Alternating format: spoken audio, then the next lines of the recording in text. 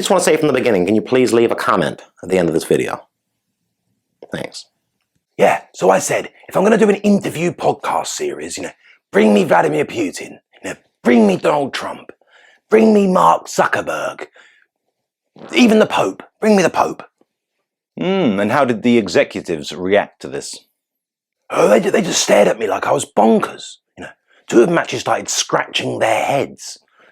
They just looked at me, absolutely silent. No, they weren't silent. Like, at least two of them started giggling. Oh yeah, Jay and Theo. I assumed that they just found the idea of me debasing myself, by talking to the likes of Trump and Putin as, so ridiculous they just had to laugh. Yes, I'm sure that was it.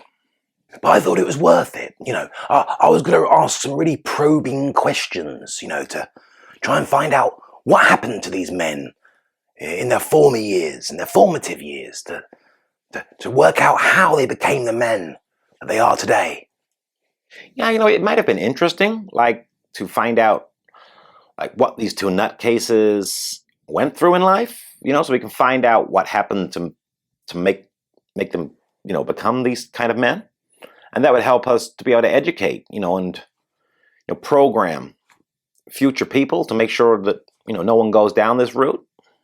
Like good, obedient subjects. Yeah, that's right. Mr. Putin, did you have a lack of love growing up? And that's why you're such a meanie in the present time? Top-notch probing. Yeah, I think so. And I'm tactful too. So I'd say things in such a way to try and see if I can get him to break down, Vladimir. Try and get him to break down and actually cry. Yeah, break down crying. But I wouldn't put my arm around him or anything, no. No, because that would be silly. Yeah, and once I hit that nerve, once I got him weak and at the mercy of my, undeniable charisma, then that's when I'd ask him to apologize for all the nastiness that he's caused in Ukraine. Those poor people in Kyiv. Oh yeah, I love chicken Kievs. But yeah, that would be my tactic, hit a nerve, get him emotional, get him connected to his inner woman. That's not only sexist, Harry, that's also trans denialism. Oh, right, yeah, sorry, yeah. I mean, get him connected to his inner trans man? Yeah, I think that's more suitable. You really should be working on using inclusive language, Harry. Well, I do try, Meghan, but, it's all gobbledygook at times. But anyway, yeah, I would try and get him, connected inside with his inner trans man. And it's funny, because inside his inner trans man, there's an inner trans woman inside that. Right, so inside Putin, he has an inner trans man, and inside his inner trans man, he has an inner trans woman. Yeah, well, he's like a Russian doll. Yeah, so I keep up with the emotional, hard-hitting questions until the tears start welling in his eyes. Did your mother not love you? Did your father strike you? What's it like being short and bald? Who is your favourite Marvel superhero? That kind of thing. Important stuff.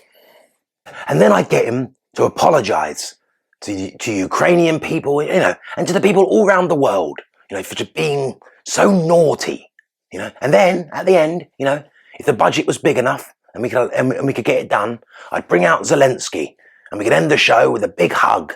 Eh? What about that? Geopolitical crisis solved, lives saved, the power of a traumatic childhood experiences and the damage they can do exposed in real time, and then I look like a genius of psychographical analysis, win-win-win. And when you told the executives this plan you had to end the war, feminize Putin, and elevate your stock as a mental health expert, they just thought I was bonkers. No,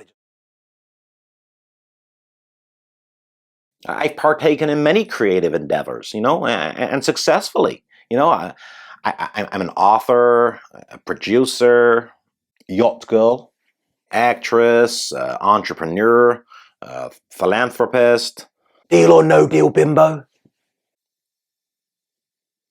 Sorry. Just popped out. That was the video. If you want to see any more of this mad lot, it might be worth hitting the notification bell and subscribing, liking and sharing the channel. Thanks.